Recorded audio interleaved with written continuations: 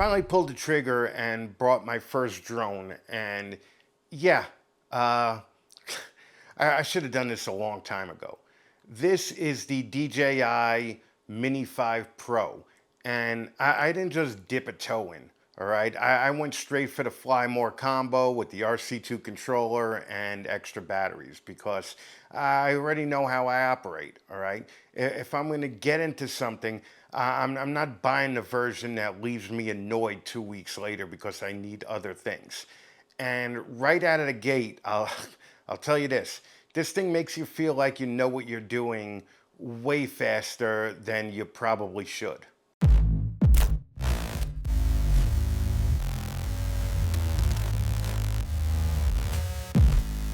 Now, just so we're clear here, I'm not really a drone guy, all right? I'm not the dude breaking down signal strength charts or arguing about firmware in the comment sections of every drone video you see on YouTube, all right? I'm an everyday dude just making content, and I wanted something that didn't turn something that I love doing into another aggravation point in my life.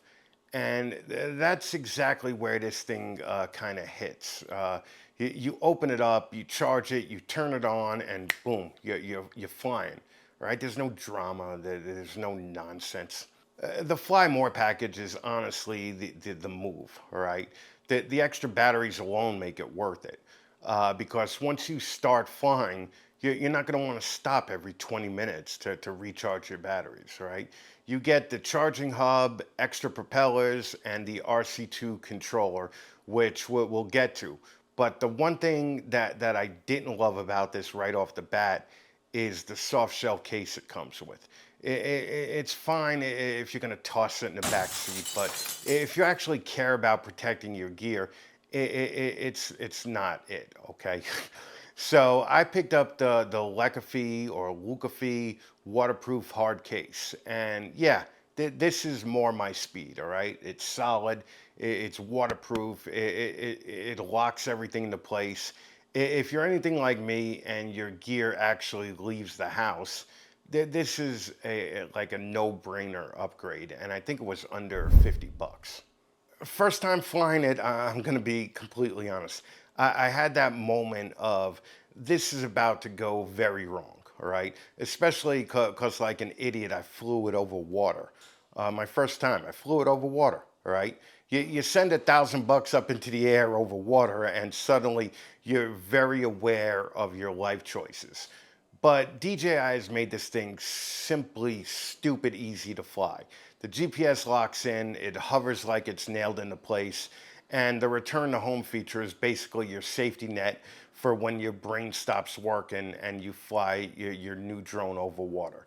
Within 15 to 20 minutes, I went from barely touching the control sticks to actually getting some decent shots that didn't look like old security camera footage. The camera on this thing is where it really starts to click.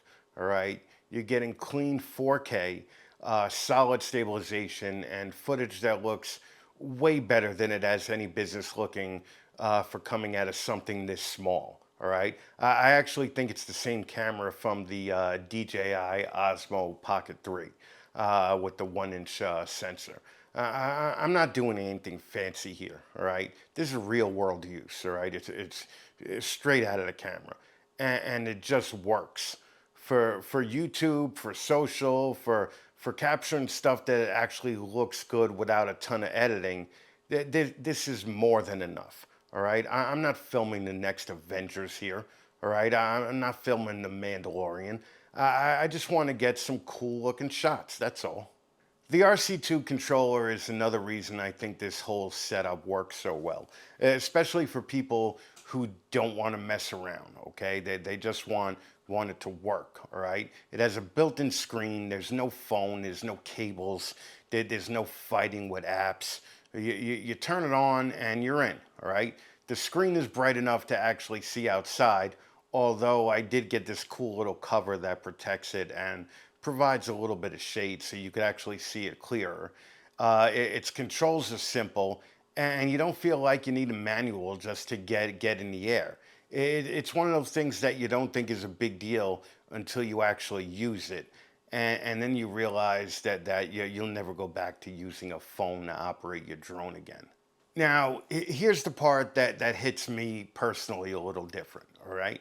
Being in a wheelchair, there are just places that I don't get to experience the same way anymore. And that's just reality, all right? But with this thing, I can launch it from wherever I am, and suddenly I'm seeing everything from a completely different perspective, all right? Higher, wider, places I physically can't get to, all right? And that's not some emotional sales pitch, all right? That's just the truth, all right? It adds a layer of creating that I didn't have before, and that alone makes it worth it for me. Now, let's talk about the stuff that nobody wants to talk about when they're in that shiny new toy phase. It's not perfect, all right? Wind will mess with you more than you'd like. It'll kill your battery. You're going to be paranoid flying it at first, especially over anything that you care about. The battery life is good, all right, but it's never enough when you're actually having fun doing something. And yeah, it's not cheap, all right, especially once you start adding in extras like cases and accessories. But honestly, I'm still riding that high of how cool this thing is. So I'm not losing any sleep over any of that right now. One thing that you absolutely should not ignore is the legal side of this. This drone comes in at about 254 grams, which means it's right over that 250-gram threshold of being considered a recreational toy. So don't play games. Register it. It's $5 to register your remote ID. It's good for like 2 years. Get it set up properly and just do it the right way. I went and got my trust certificate, which takes about half an hour, and I'm currently studying for the FAA Part 107 because if I'm going to use this for any kind of content creation and any type of business, I'm not going to cut corners. It's easy to ignore that stuff when you're excited, all right? But that's how people get themselves into trouble and be on the ass end of a $3,000 to $5,000 fine. At the end of the day, this thing isn't about becoming some hardcore drone pilot, all right? It's about adding something new to what you already do, all right? If you're a regular person, especially if you're over 40 like I am, and you're not trying to learn a whole new technical skill set from scratch, this fits, all right? It works, it's fun, and it opens up shots and perspectives that you just don't get any other way. All right. I waited way too long to jump into this. And now that I have it, yeah, I get it. All right. I totally get it. This thing is fun as hell. Till next time, guys, stay loud, stay a little reckless, and go out and make something. I'll see you next time.